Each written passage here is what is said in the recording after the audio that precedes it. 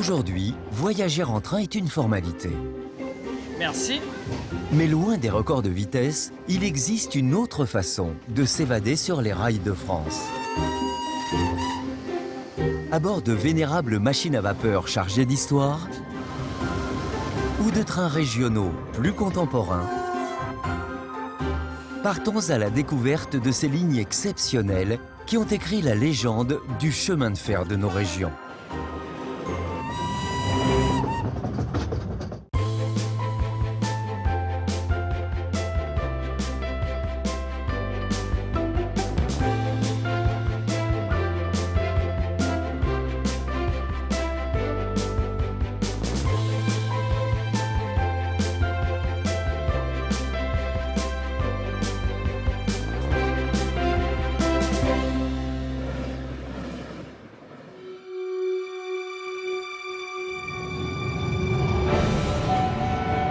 Suspendu sur un pont, Je suis tout simplement émerveillé quand je vois cette œuvre majestueuse.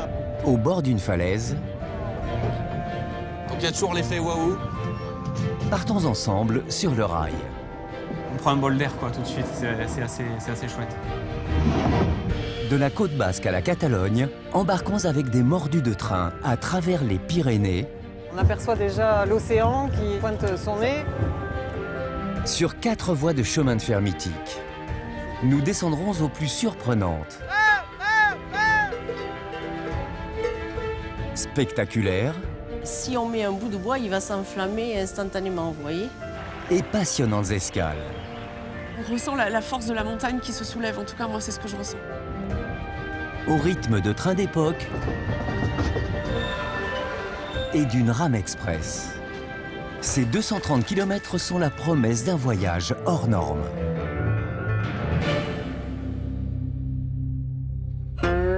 Notre voyage débute entre Saint-Jean-de-Luz et la frontière espagnole. Sur les hauteurs de la côte basque, cette petite gare est le point de départ d'une star du chemin de fer. Le train de la Rune. Bonjour, bonjour. Gardez pour le retour, merci.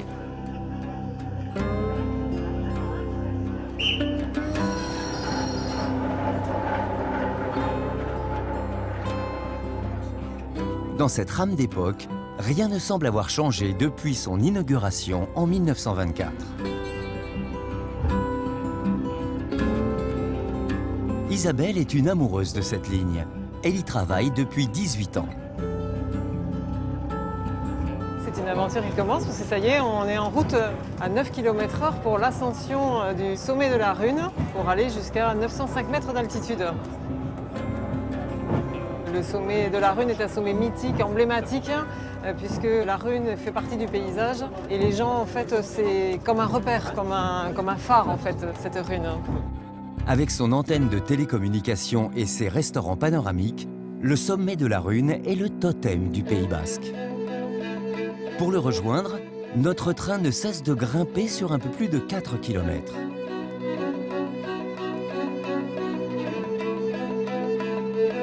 Une ascension de 35 minutes au point de vue exceptionnel.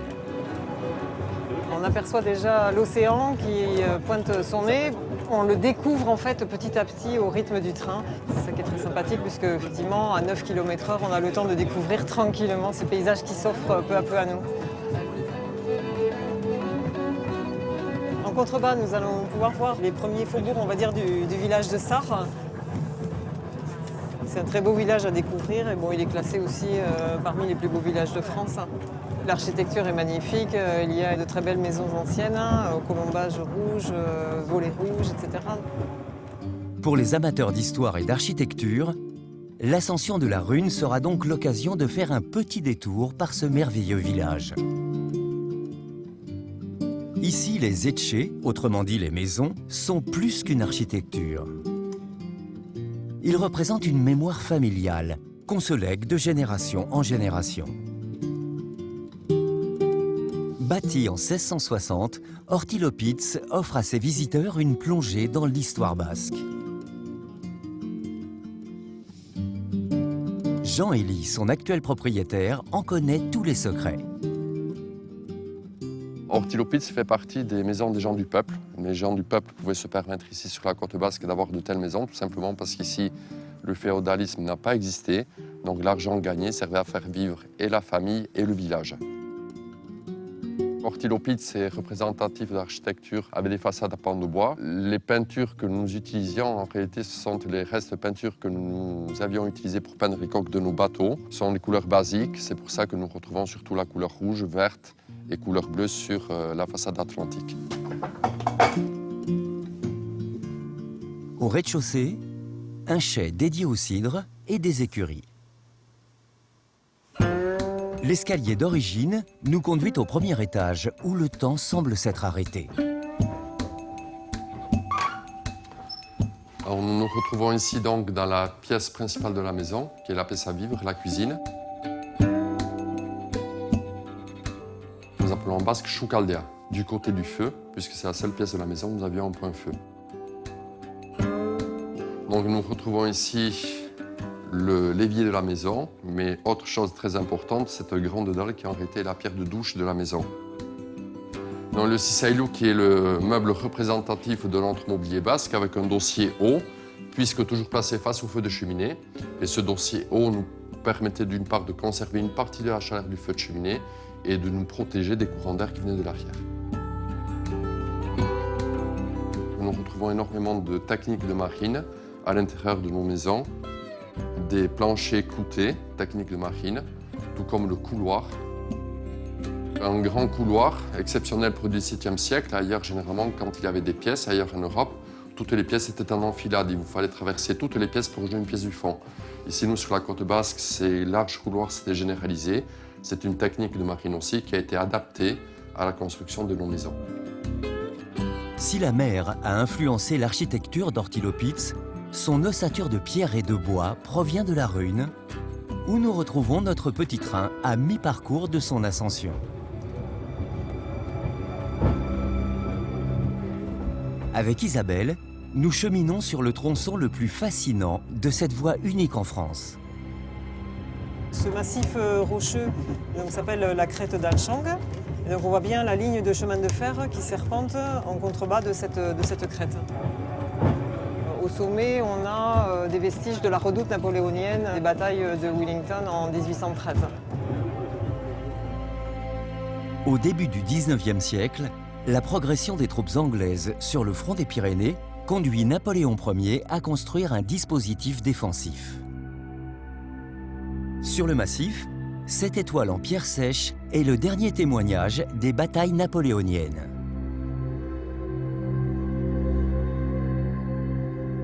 Deux siècles plus tard, ce ne sont plus les soldats qui se font face, mais les trains de la Rhune. Sur cette voie unique, les rames qui montent doivent laisser le passage à celles qui descendent. Nous retrouvons Isabelle en compagnie du chef de train. Là, on va arriver sur l'évitement, c'est le point justement où les trains se croisent. Il va pas falloir traîner parce que le train il arrive. Pancho le sait, il n'a que quelques secondes pour effectuer cette manœuvre. Moi, j'ai jamais fait l'aiguillage, je ne m'occupe pas de ça, mais là, ça va être très sympa de découvrir ça avec Pancho. Hop, on a la sécurité, on a un cadenas, on rentre la clé, on ouvre le cadenas. Et ici, on va tourner ce qu'on appelle le marteau. Hop, je te laisse le faire. Vas-y, avec Allez. Allez, Hop là. hop là. Ouais, Et là, c'est super. parfait.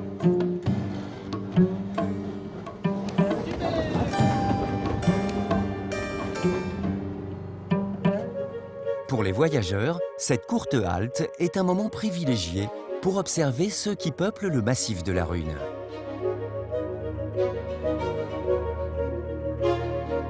Comme les brebis manèques, les vautours fauves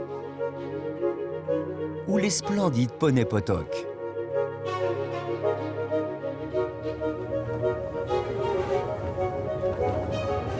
Les plus chanceux auront peut-être le bonheur de croiser Jean-Michel, un éleveur passionné de cette race emblématique de la région.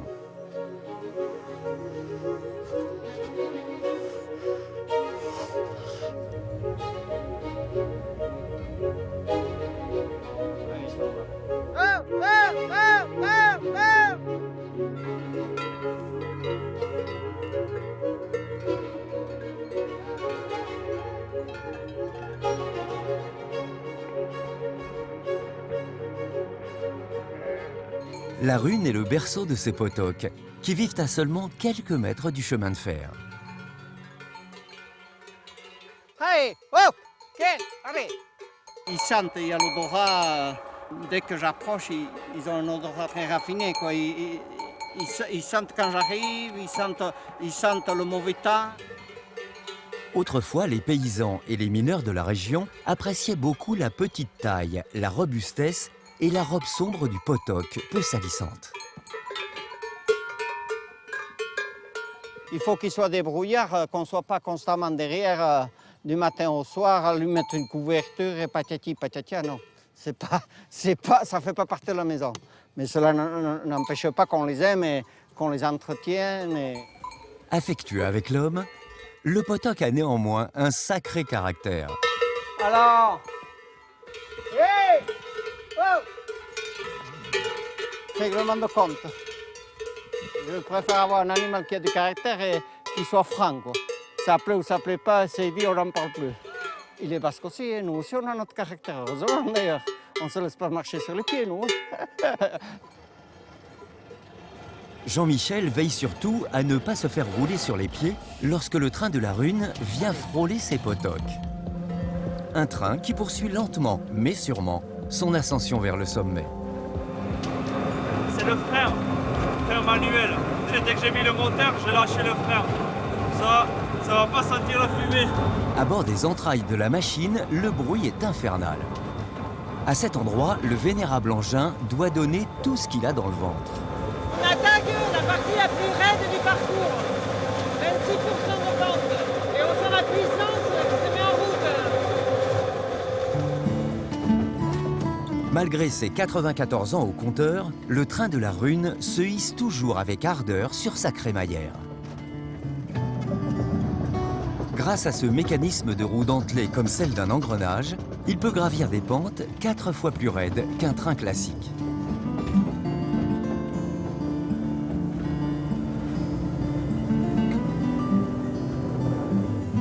On est arrivé. Merci de nous avoir amenés jusque-là. Il va falloir quand même gravir encore quelques petites marches pour arriver vraiment jusqu'au sommet. Mais au sommet, pas de panorama.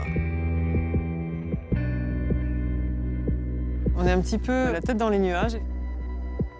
On a une vue qui est un petit peu bouchée, mais ça en fait aussi un petit côté mystique, mystérieux en fait. On voit des promeneurs arriver de je ne sais où là-bas au fond, donc ça fait une autre image aussi de la Rhune. L'image de la Rhune, c'est aussi celle des trafics nocturnes, qui représentaient autrefois une véritable industrie. Car le sommet de la Rhune est aussi une frontière, avec d'un côté la France et de l'autre l'Espagne. De l'autre côté de la frontière, il y a des produits qui ne sont pas présents en France et puis vice-versa. Donc bien tout simplement, on pratique des échanges. La Rhune est un lieu propice à la contrebande puisqu'on monte du village de Sarre. Là, il n'y a plus personne, donc on est tranquille. Bon, il y a les douaniers qui nous courent après quand on fait de la contrebande sur le massif de la Rhune. Mais c'est vrai que c'est un lieu quand même plus ou moins tranquille. Et puis finalement, voilà, on passe très rapidement de l'autre côté. Et c'est d'abord du côté espagnol que les nuages se dissipent. Puis d'un coup, la côte basque s'offre à nous. Une petite trouée, donc il faut vite en profiter. On a une vue sur le phare de Biarritz, le début du plage des Landes. Le sommet de la Rhune nous offre un panorama exceptionnel sur toute la côte basque, de Hendaye jusqu'au plage des Landes. Donc une vue imprenable sur l'océan. Ceux qui aiment ces petits trains anciens et les montagnes des Pyrénées ne s'arrêteront surtout pas à la Rhune. Ils pousseront un peu plus à l'est, dans la vallée d'Ossau, où les attend un autre petit trésor. Au départ du lac de Fabrège, une télécabine permet de rejoindre une rame de légende. Ici, les touristes se pressent pour embarquer dans le train d'Artoust, réputé le plus haut d'Europe. Mathieu est un habitué de cette ligne extraordinaire.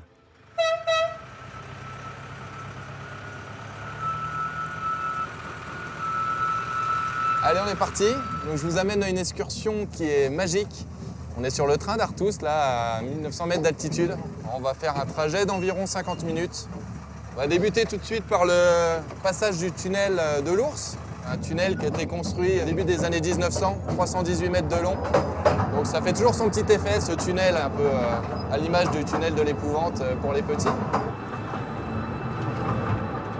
Le tunnel aménagé qui est vraiment du gabarit du train. On a 10 cm de chaque côté du train. C'est rentré au chausse-pied. Au bout du tunnel, les 70 voyageurs pénètrent dans un autre monde. Donc il y a toujours l'effet waouh de cette vallée là qui s'étend devant nous. Donc vallée du Sousouéou. Donc territoire de nature sauvage où va se mêler la faune, la flore. Ah, tiens, on peut apercevoir une marmotte là juste ici, qui sont habitués aussi au train et qui viennent dire bonjour à nos visiteurs, à nos voyageurs. Ce qui est vraiment formidable et j'allais dire unique aussi, c'est qu'on est vraiment dans un territoire vierge de toute construction. On n'a rien d'autre que cette voie, le train, quelques cabanes de bergers tout au plus qu'on va pouvoir croiser avec leurs bêtes.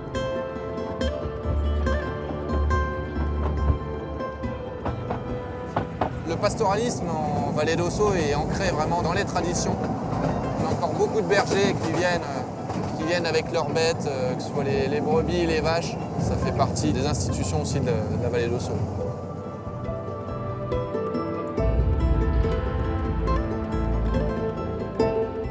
Dans cette somptueuse vallée glaciaire, le train d'Artoust est lui aussi devenu une institution.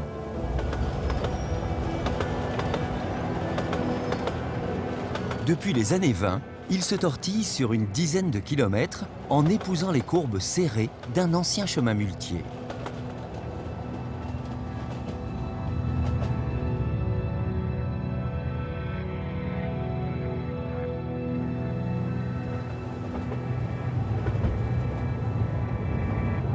On peut voir comment ça a été vraiment creusé à même la roche et on peut imaginer qu'au début il n'y avait rien. Donc les hommes à coups de pioches, de pelles, avec les moyens rudimentaires de l'époque, ont dû creuser à même la falaise pour mettre en place une voie, créer des murs de soutènement juste en dessous, poser les rails et amener les locomotives.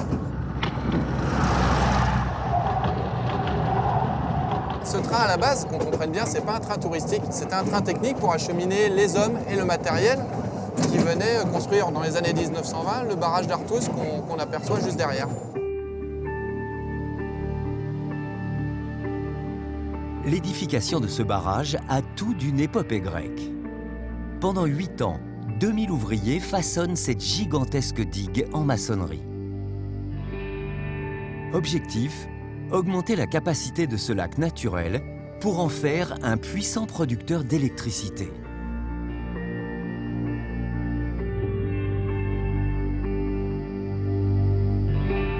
Là, nous nous trouvons sur le barrage d'Artoust, ouvrage d'art en pierre, les pierres qui ont été prises dans la montagne autour de nous. On peut encore voir les vestiges des usines à cailloux. Donc là, tous les vestiges de la construction, les baraquements et les supports des anciens téléphériques qui ont permis de monter toutes les charges jusqu'au barrage. Ce lac est la plus grosse retenue des Pyrénées-Atlantiques avec 23 millions de mètres cubes d'eau. Donc le barrage artificiel fait 20 mètres de haut, sachant que le lac naturel fait une centaine de mètres de plus. Olivier est électromécanicien. Il travaille sous le lac d'Artoust. Il nous fait découvrir les coulisses de son usine hydroélectrique. Dans cette zone interdite au public, nous cheminons dans des galeries jusqu'à une gigantesque salle des machines où se trouvent des robinets géants. À l'intérieur s'écoule en 1 seconde l'équivalent de 1000 bouteilles d'eau. Alors là, on est sous le barrage. De ce côté, il y a le lac. Et là, ce sont les robinets, donc qu'on appelle des vannes, qui permettent, quand on va les ouvrir, de lâcher de l'eau, donc là, de l'envoyer dans les machines. Ensuite, le principe est identique à celui d'une dynamo. L'eau va arriver dans ce tuyau, va tourner dans ce genre d'escargot pour entraîner la roue. La roue, quand elle va tourner avec la force de l'eau, va entraîner l'alternateur. et produire de l'électricité qui, elle, va être injectée sur le réseau. C'est de l'énergie 100% propre. L'eau va remplir les barrages à la fonte des neiges. Elle va passer dans la machine et elle va repartir à la rivière telle qu'elle.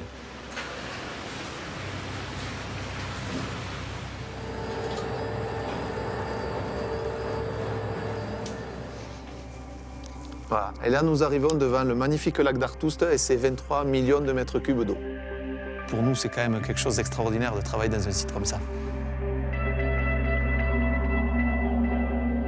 Difficile d'imaginer que ce havre de paix alimente en électricité une ville comparable à Bordeaux.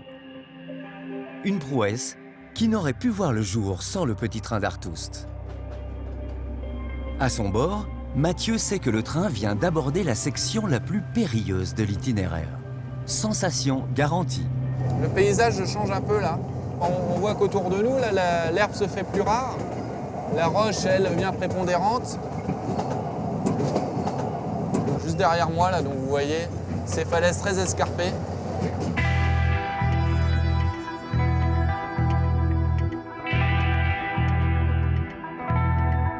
Le bord de la locomotive et des wagons, on a 10 cm de la falaise. Là. Donc c'est assez impressionnant. On est vraiment au-dessus de zones très verticales des falaises. C'est vrai que ça peut être assez vertigineux. Hein. Pour ceux qui sont moins à l'aise, on leur conseille de se mettre plutôt côté falaise. Et ceux qui veulent profiter et avoir un peu de sensation, ils se mettent de ce côté-là. Hein.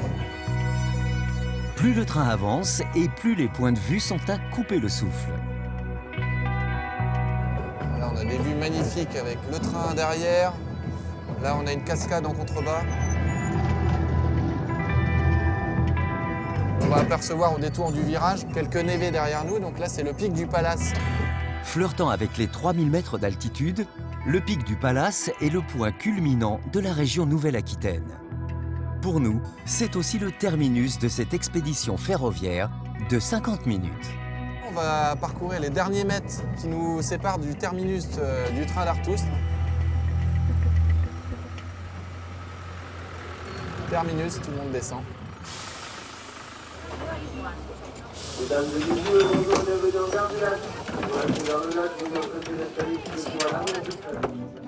Pour les plus valeureux voyageurs du petit train, un chemin de randonnée mène vers une perle cachée au cœur du parc national des Pyrénées. Depuis le lac d'Artoust, 300 mètres de dénivelé sont nécessaires pour gagner un autre lac, celui d'Arémouly.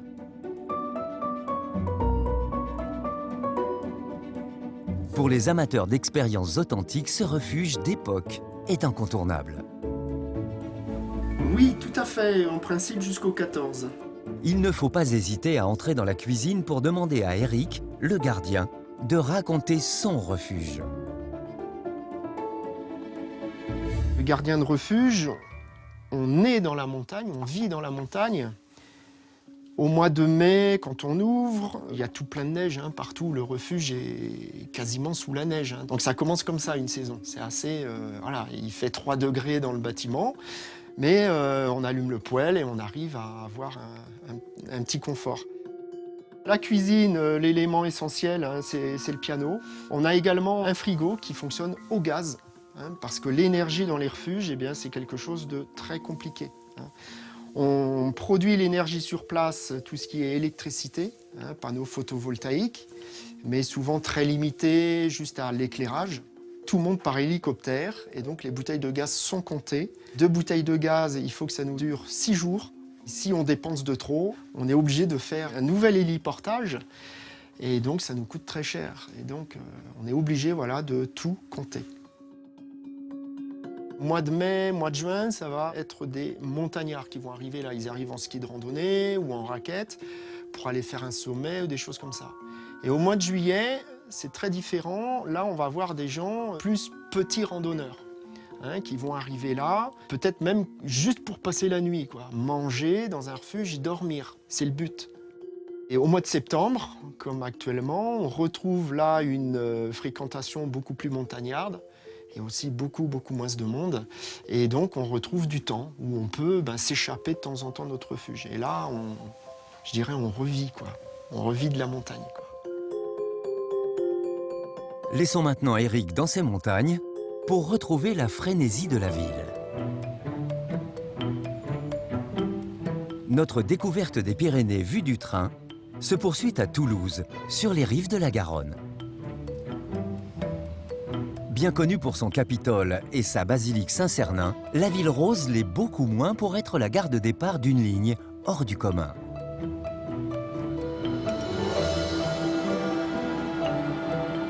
D'habitude, Antoine conduit ce train régional. Mais aujourd'hui, il embarque comme simple voyageur. Ce passionné va nous livrer tous les secrets de celui qu'on surnomme le Transpyrénéen.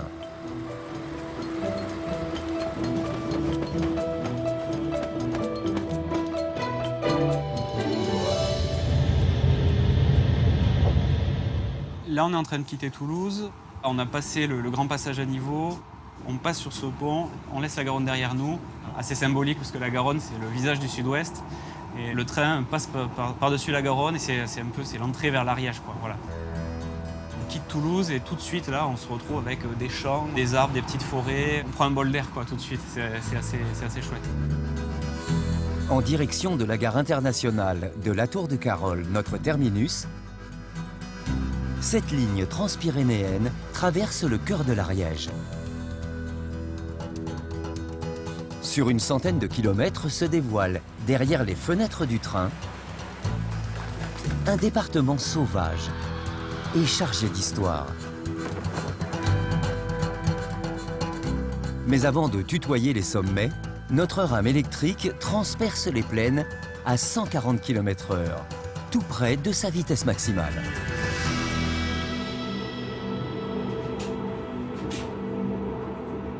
L'image rurale de notre ligne avec les agriculteurs au travail, là, on voit bien que la partie de plaine est vraiment axée sur les cultures. C'est vraiment des paysages purement ruraux.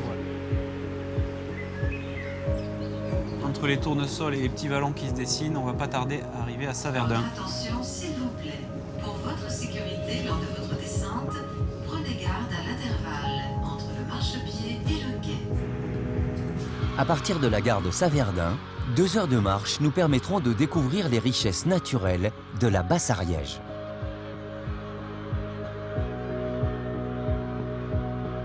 Et s'il est une petite commune qu'il ne faut pas manquer, c'est bien Mazères. Son patrimoine architectural est tout simplement remarquable. Pour le comprendre, le maire nous invite à déambuler dans cette bastide du XIIIe siècle. Vous êtes au cœur de la Bastide. La Bastide a beaucoup souffert, en particulier pendant les guerres de religion entre les protestants et les catholiques. Mais il reste quand même des signes très forts de cette ville nouvelle du Moyen-Âge, et en particulier l'organisation de la Bastide. Toutes les rues se croisent à angle droit. Et puis, il y avait l'organisation typique à Bastide, avec une grande place où nous sommes, avec une grande halle superbe, dont la charpente est absolument magnifique. Et puis bien sûr l'église, le clocher, qui était le cœur du village, le cœur de la vie à cette époque-là. Et tout ça, ça nous reste. Le patrimoine mazérien, ce sont aussi ses façades roses à colombages qui ne sont pas sans rappeler celles de Toulouse. Vous voyez vraiment l'architecture de la Bastide, les éclats de briques, les galets, et puis la brique qui est sommairement alignée et arrangée. Et ça, c'est vraiment typique. C'est un vieux mur, c'est un mur d'origine, et ça, c'est la Bastide de Mazères. Non, il n'y a pas une volonté d'harmonie parfaite, et c'est ce qui fait le charme de ces constructions aujourd'hui. À partir du XIIIe siècle, c'est la culture du pastel qui a permis l'essor de la Bastide. Témoin de cette époque, cet hôtel classé, qui propose l'un des plus beaux points de vue sur la région.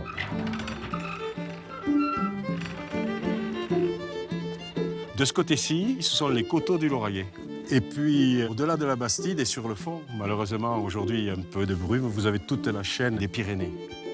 Les montagnes des Pyrénées, dans lesquelles notre train régional s'apprête justement à s'enfoncer. On repart de Saverdun et on va progressivement quitter la plaine.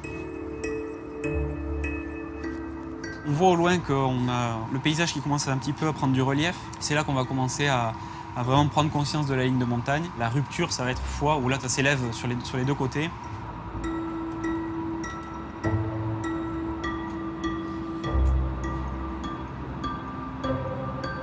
On arrive à Foix. Du coup, au loin, à l'avant du train, on voit le château qui surplombe la ville. On aperçoit tout de suite le pont aux couleurs du pays. Et donc voilà, accessible juste par ce petit pont à pied, on peut tout de suite rejoindre le château. Les plus férus d'histoire s'arrêteront en gare de Foix, une étape incontournable située en plein cœur de l'Ariège. Avec ses ruelles, son abbatiale et son monastère, la cité médiévale invite à remonter les siècles. Mais ici, le plus impressionnant, c'est le château. Construit en l'an 1000 sur ce promontoire rocheux, l'édifice très bien conservé occupait un emplacement stratégique pour lutter contre les invasions. Depuis ses murailles imprenables, les seigneurs surveillaient le bas pays et commandaient l'accès à la Haute-Vallée.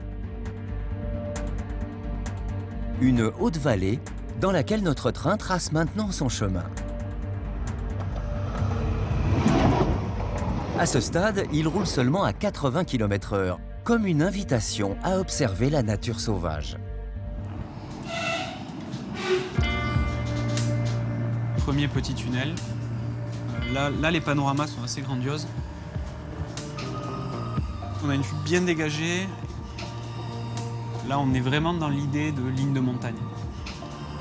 Tout le long jusqu'à la Tour de Carol, le train jouit vraiment de cette possibilité du fait qu'il est un petit peu surélevé, qu'il va chercher un petit peu dans des contreforts qui étaient peut-être plus simples à construire à une époque où on le faisait à main d'homme, permet d'avoir une vue sur les vallées environnantes magnifique. Et vraiment, très souvent, on se rend compte que voilà, c'est le train qui permet d'avoir la vue la plus sympa sur les montagnes environnantes.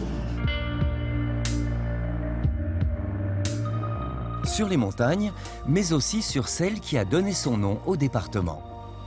Sur une cinquantaine de kilomètres, nous caressons et enjambons à plusieurs reprises l'Ariège.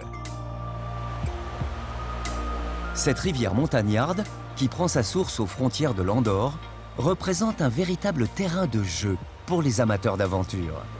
Tout le long de l'Ariège, il est possible de faire du canoë-kayak avec des descentes, on va dire, plus ou moins musclées selon la partie sur laquelle on se promène. Depuis notre embarquement, le Transpyrénéen nous a permis de découvrir ce qui se trouve tout autour de la montagne.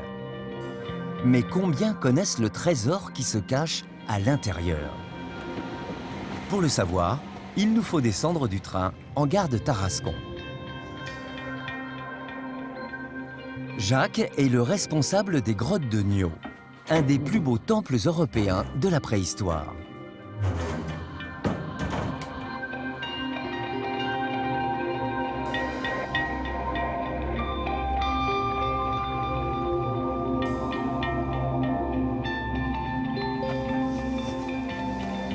À partir de 300 mètres de l'entrée, on va découvrir les premiers signes géométriques. Ici, on peut voir un signe rare qu'on appelle claviforme, donc qui est composé d'un bâtonnet avec une boucle. C'est un signe particulier aux grottes pyrénéennes et ariégeoises, puisqu'on retrouve des signes claviformes dans 8 grottes ariégeoises, dont la grotte de Niaux. Mais c'est au bout de la galerie principale, dans cette vaste rotonde, que se concentrent environ 80 représentations animales dans un état de conservation exceptionnel. Le bestiaire représenté dans les grottes, en fait, est un bestiaire très réduit à quelques gros herbivores, le cheval, le bison, le bouquetin et le cerf, qui représentaient dans l'esprit des Magdaléniens des symboles, c'était les animaux symboliques. Les Magdaléniens sont les hommes qui vivaient ici il y a 16 000 ans. Ces peintures rupestres ont donc le même âge. On peut voir ici les cornes de ce bison qui sont particulièrement réussies. Des cornes très fines qui ont été tracées au pinceau. On a l'impression qu'elles viennent d'être tracées il y a quelques instants. On voit certains détails anatomiques comme les sabots, les cornes qui sont tracées de manière très spectaculaire. C'est une particularité de l'art magdalénien ariégeois, le fait de terminer les animaux, ce qui est assez peu fréquent, et de les détailler. C'est un lieu qui est particulièrement chargé d'émotions. Cette émotion, elle est renvoyée par les visiteurs. On a vraiment cette ambiance particulière qui est ressentie dans cette grotte et dans cette salle. Si les Magdaléniens se contentaient de décorer les cavités naturelles, de nos jours, l'homme façonne la montagne, comme notre train régional nous donne l'occasion de le constater. À quelques minutes de Tarascon, se trouvent les décors les plus surprenants de la ligne.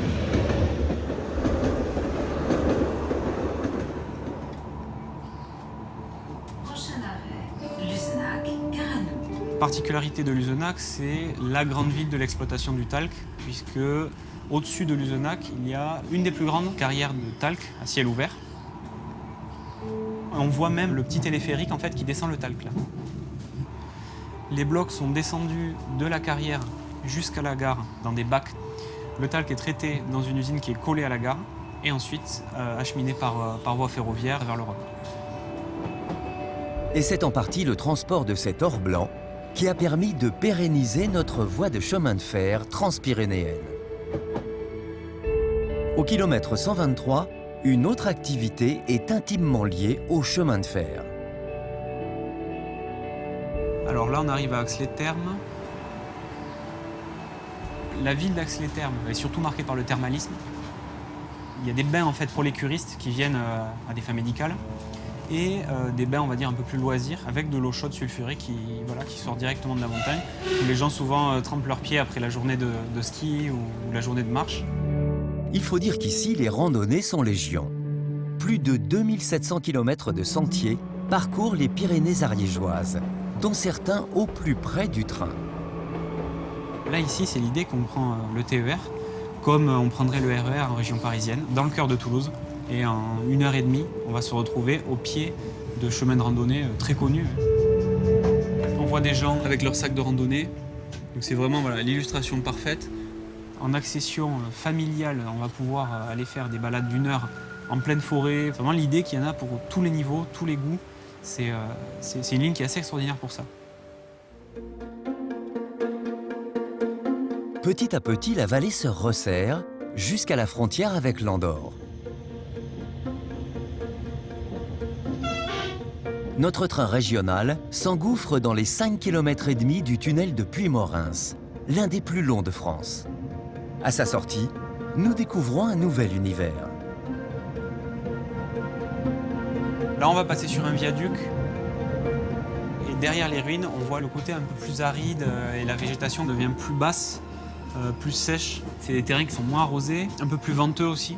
La Méditerranée, la tramontane joue sur les reliefs ici. Et on arrive ici, en gare de la Tour de Carol, donc terminus de la ligne française. Cette gare, elle est massive, très imposante, parce que historiquement, c'était une gare frontière. Et de cette gare partent donc le train jaune, le train pour Barcelone, et notre ligne depuis Toulouse. La jonction des trois se fait dans la gare de la Tour de Carol. Occitanie, arrive en gare. On arrive en gare de la Tour de Carol. Et c'est ici que nous quittons Antoine. Tandis qu'il repart vers Toulouse à bord de ce train de nuit, Au revoir. nous nous apprêtons à effectuer un dernier voyage qui, par chance, démarre dans la même gare. Ce voyage, c'est à bord du célèbre train jaune qu'il va se dérouler. Axel en est un fanatique. Il adore consacrer son temps libre à voyager dans ce mythe du patrimoine ferroviaire. Voilà, le fameux sifflet légendaire du train jaune, authentique. Et là, nous démarrons. Nous sommes dans la ZR, donc remorque barque découverte V1030. On va avoir le temps d'apprécier le paysage et de vivre les sensations uniques du train jaune de manière visuelle et sonore. Est-ce parti? Depuis la Tour de Carol jusqu'à Villefranche, le train jaune sillonne les Pyrénées catalanes. Sur un peu plus de 60 km, il traverse les plaines fertiles de la Cerdagne pour rejoindre les montagnes escarpées du Haut-Conflent. Malgré les apparences, cette vieille machine est bel et bien un train régional. À bord de celui qu'on surnomme le Canari sang et or, l'expérience est unique. On peut entendre le claquement des roues si particulier des barques sur les joints de rail. On se croirait dans un train de Far West. Nous amorçons une rampe, nous entendons un peu plus le bruit des moteurs de traction, le fameux son grave. On entend toujours le grincement si particulier des barques. Ça, c'est vraiment magnifique à entendre. On sent aussi encore une odeur de graisse et de tôle aussi, la tôle des caisses. Aucun train n'a cet aspect, cette sonorité, ces odeurs, etc. Donc on est vraiment dans un train unique au monde et c'est pour ça aussi qu'on l'adore.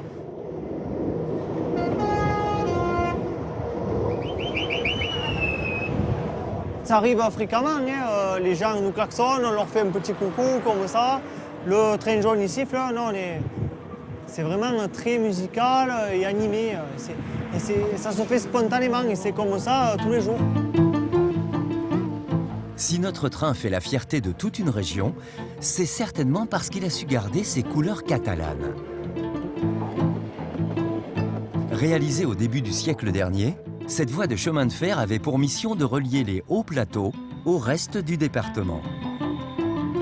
Aujourd'hui, sur cette ligne classée à l'UNESCO, roule l'un des plus anciens matériels ferroviaires de France. Au rythme du train se dessine une carte postale de la Cerdagne, aussi belle qu'étonnante.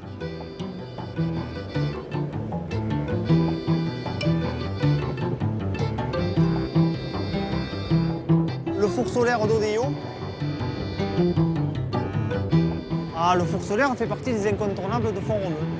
D'ailleurs, nous arrivons maintenant en gare de Font-Romeu-Odéovia.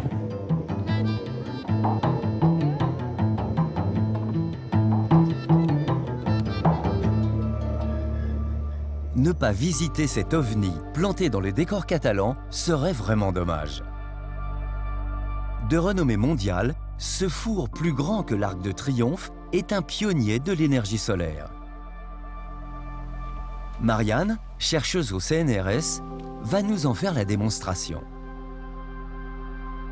Donc ici, nous sommes dans la salle de commande qui est située entre la grande parabole du four solaire et le champ de miroir que vous voyez à côté de nous. L'objectif, c'est d'orienter les miroirs de façon à renvoyer le rayonnement solaire vers la parabole et ensuite de le concentrer au foyer. Et c'est là où on atteint les hautes températures. En quelques secondes, ce four est capable de concentrer jusqu'à 10 000 fois l'énergie solaire.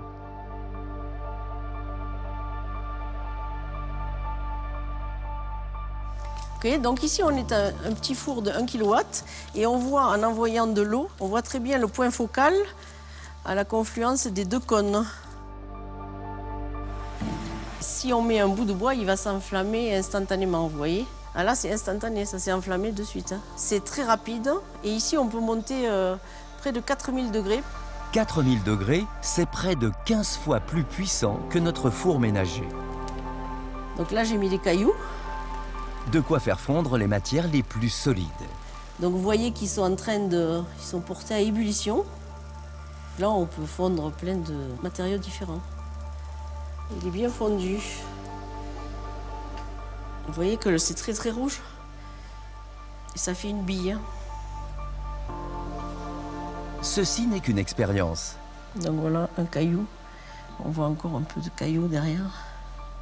Mais dans ce prodigieux édifice, le CNRS en imagine bien d'autres pour inventer l'énergie du futur. Au début du XXe siècle, notre train jaune était lui aussi considéré comme une véritable prouesse technique. Axel en sait quelque chose. Avec lui, nous nous dirigeons vers les plus impressionnants ouvrages d'art. Nous partons donc de la gare de Font-Romeu-Odéovia. Là, on va vraiment être un peu espanté, c'est-à-dire étonné par ce magnifique paysage à la fois plaineux et vraiment montagneux. La première montagne qui se trouve ici avec la forme de baie, qui sont deux pistes de ski, c'est El Cambre d'Ase en catalan. Ça signifie la chambre de l'âne.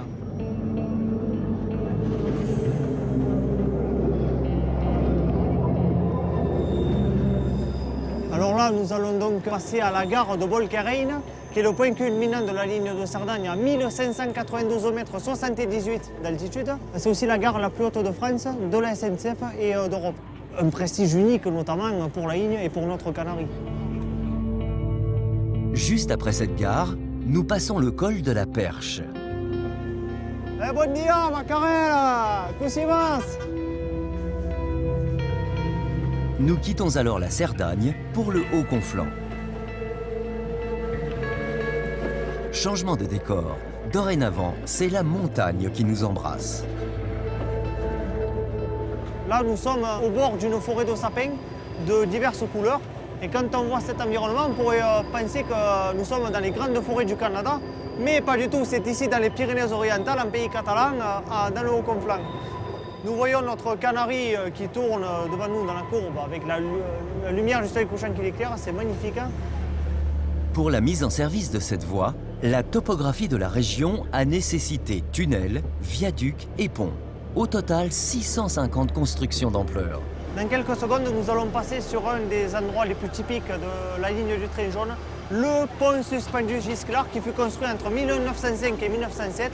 C'est un pont qui fait 253 mètres de long et il pèse 873 tonnes d'acier équipé de milliers de rivets. C'est un chef-d'œuvre titanesque qui a sollicité une ingénierie monstrueuse. Et il est classé monument historique depuis 1997. Haut de 62 mètres, le Gisclar est le premier pont ferroviaire métallique réalisé en France. Il est aujourd'hui le dernier pont ferroviaire suspendu encore en service.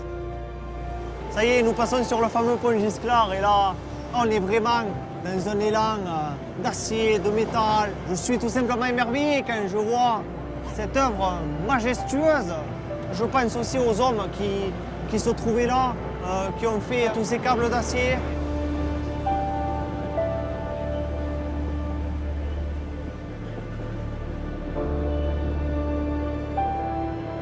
« 7 km de rail plus tard, un second ouvrage emblématique. Le viaduc Séjourné enjambe la nationale 116 et la rivière de la Tête pour nous conduire jusqu'à une escale immanquable. Il y a beaucoup de voyageurs qui, en général, prennent le train jaune à Villefranche et qui descendent à Tuescarença pour aller faire l'ascension des fameuses gorges. Et là, d'ailleurs, on voit, on a vraiment un creux.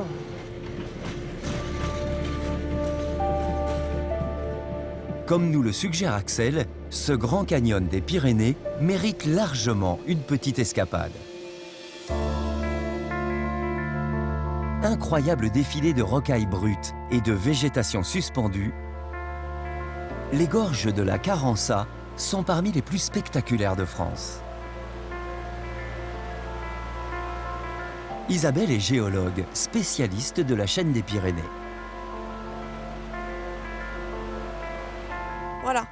Tout ce que vous voyez au-dessus des gorges de la Carença et l'ensemble des gorges de la Carença, c'est cette roche dure qu'on appelle du gneiss. Pour vous prouver la résistance de cette roche, je vous ai apporté mon marteau. Et comme vous pouvez le voir, je n'arrive pas à la briser. Pourtant, cette roche indestructible a cédé face à un redoutable adversaire. Ce que nous racontent les gorges de la Carença, c'est la force du torrent. C'est l'eau qui a creusé les gorges sur son passage. L'eau a emprunté le chemin le plus direct sur près de 2000 mètres de dénivelé jusqu'à l'entrée des gorges qu'on a franchie tout à l'heure. Depuis des millénaires, le torrent taille en profondeur ce qu'il ne pouvait gagner en largeur. Résultat, les gorges semblent nous engloutir. Si nous sommes là, c'est parce que le paysage est juste superbe. C'est des environnements minéraux comme ça dégage une certaine force.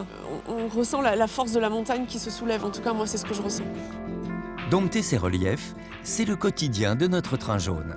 Voilà plus de 100 ans qu'il serpente dans ces merveilles naturelles, pour le plus grand bonheur des voyageurs.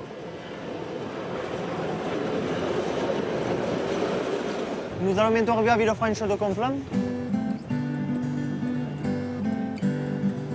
Citadelle qui a été fondée en 1092 par le comte de Cerdagne Guillaume Ramon.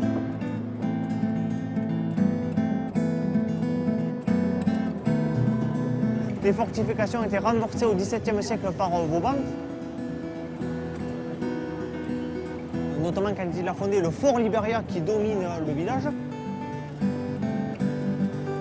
Villefranche est bien sûr classé parmi les plus beaux villages de France et depuis 10 ans classé au patrimoine mondial de l'UNESCO. Donc vraiment une formidable renommée.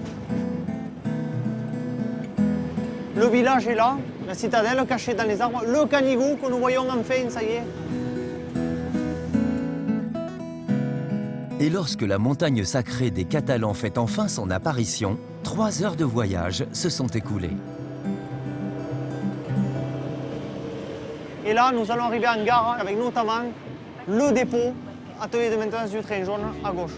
Alors là, c'est un bonheur parce qu'on voit les caisses devant l'atelier qui stationnent, qui attendent soit d'assurer le service ou de passer en révision. L'arrivée, vraiment le temps d'apprécier. Et nous arrivons en terminus en gare de Villefranche, Vernet-les-Bains, Feuillat. Ezakabat, c'est fini! Notre canari catalan retrouve enfin son nid. Un terminus qui sonne la fin d'une formidable aventure ferroviaire. À ceux qui souhaitent à leur tour découvrir les Pyrénées, les petits trains d'Artoust et de la Rune, les trains régionaux d'Ariège ou de Cerdagne proposeront une expérience de voyage sans pareil. À bord de ces mythes du rail français, ils croiseront peut-être des passionnés qui se feront un plaisir de leur en raconter l'histoire.